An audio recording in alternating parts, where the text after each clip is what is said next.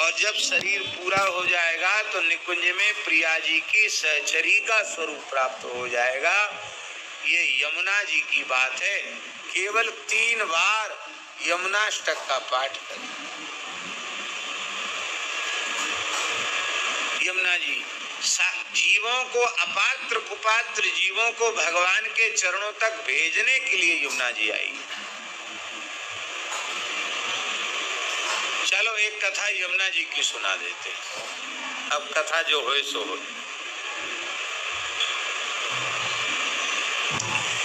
एक बार श्री राधा रानी ने, हाँ सखियों ने श्री राधा रानी से कहा कि हे स्वामिनी जी, एक नयो कौतुक करें। इतनी सुंदर लीला है कि इसका लेखन हो जाए तो रास के माध्यम से इस लीला का दर्शन कराया जा सकता है। पिताजी चाहें तो लेखन कर सकते हैं। बड़ी सुंदर लीला। नयो कौतुक ये क्या है? देखो श्री महावाणी जी में आचार्य चरण ने एक वाक्य कहा है, निज सहचरी इच्छा अनुसारिणी। राधा रानी के लिए निज सहचरी इच्छा अनुसारिणी। श्री जी इतनी भोरी है, उनके अपने मन में कुछ होते ही नहीं है। सखियां जैसा कहती हैं वैसा वो करती हैं।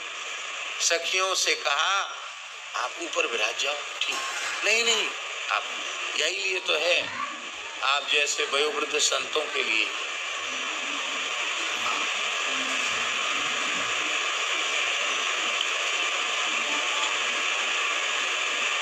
विराज आराम जय। आप लोगों को देखने में बाधा तो नहीं हो रही? जय जय श्री राधे। नया कौतुक कौन सो? बोले आप तो मानवती हैं, लाल जी को सुख देती हैं मान लीला का।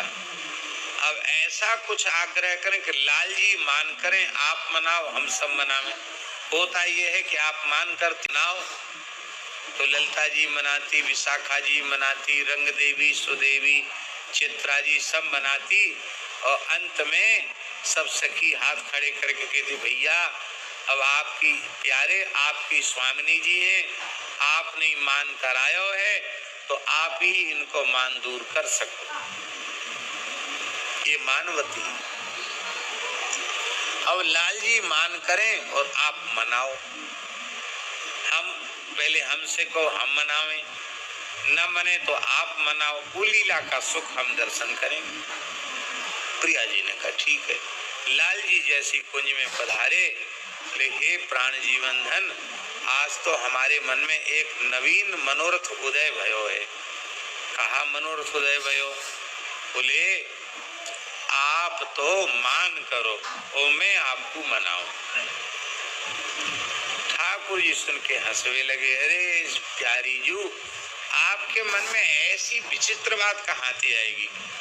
सखी ने बहकाई दियो का, कैसे विचित्र बात आएगी? देखो प्रेमी और प्रेम पात्र, उसमें प्रेम पात्र ही मुख्य होता है।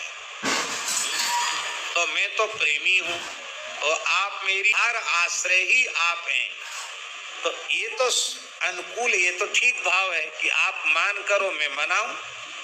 लेकिन मैं मान करूं, मैं आपसे भलो मान कैसे कर सकूं? किशोरी जी बोले नहीं, ये तो इच्छा पूरी करनी पड़ेगी, मान तो करना पड़ेगा। सखी बोली हाँ स्वामी जी कबू तो कछू अपने मन की बात कहीं ना है, और आज कही तो आप कन्नी काट रहे हो, मान इच्छा तो पूरी करनी पड़ेगी। लाल जी बोले ठीक है। अब ये तो बड़ी लीलाधारी है ना, लीला है शुरू है गई। रास शुरू हो गया और रास में अकस्मात ठाकुर जी नृत्य करते करते मान में चले। कारण पता नहीं क्या कारण है, मान में चले गए ठाकुर जी। बड़ा दिव्य रास का रस बरस रहा है और रासेश्वर रसेश्वर नायक वृंदावन चंद्र वही रूस जाए तो रस कहाँ रहेगा। साक्षात रस तो श्री कृष्ण ने रसो वैसा, और रस ही रूस गए तो रस कहाँ, तो रास में रस कहाँ ते आवे वो। रंग भंग हो गया, हाहाकार मच गया। श्री जी ने कहा कि फिर मान कर लेना, रास के बीच में मान। ये तो मान था। किशोरी जी इधर मान में ऐसा ही होता है। बहुत मनाए नहीं मानी तो सखी मनाते मनाते हार गई। सब तरह की बात सखीन ने कही, सब तरह की बात समझो। प्रशंसा भी की, उनके गुण की, रूप की, सौंदर्य की, शील की, और जब नहीं माने तो खरी खोटी भी सुनाई, सब तरह की। लेकिन सखियों के भी सब प्रयास व्यर्थ भये। ऐसा मान कि मान छोड़े नहीं। श्री जी तो मान जल्दी छोड़ देती हैं, और लाल जी तो लाल जी ठहरे हैं। इनका दृढ़ संकल्प, भला कैसे मान छोड़े, नहीं छोड़ा मान। अब तो श्री किशोरी जी रोए लगी, अब इनको मान कैसे जाएगो। इनके मान हेवे के कारण अब तो हमारो निकुंज रस ही चलो गयो।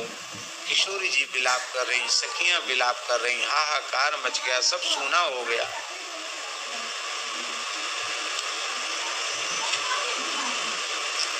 अब प्रयास करो भाई, इन्हें मनावे कैसे लाल जी को। बोले मनाने का एक साधन। क्या साधन है मनाने का? बोले मनाने का साधन ये है कि अब सबने तो उपाय करके देख लिया, यमुना जी मना सकती है, ये मना सकती है, यमुना जी के पास चलो। श्री जी ने कहा हाँ ये बात बिल्कुल ठीक है, यमुना जी मना सकती है। यमुना जी के पुलिन में तो लीला हो रही, यही समझ लो, यही लीला है रही, ऐसा समझ लो। यमुना जी को पुलिन ही तो है। राधा रानी चुनरी लेके, माला लेके, चंदन धूप दीप आदि पूजन की सामग्री लेके यमुना जी पे आई, यमुना जी को मनायो। यद्यपि श्री यमुना जी वृंदावन की जो उपासना विषय दे रही हैं, आत्मा रामस्य कृष्णस्य ध्रुवमात्मास्ति राधिका तस्याह दास्य प्रभावेण विरहो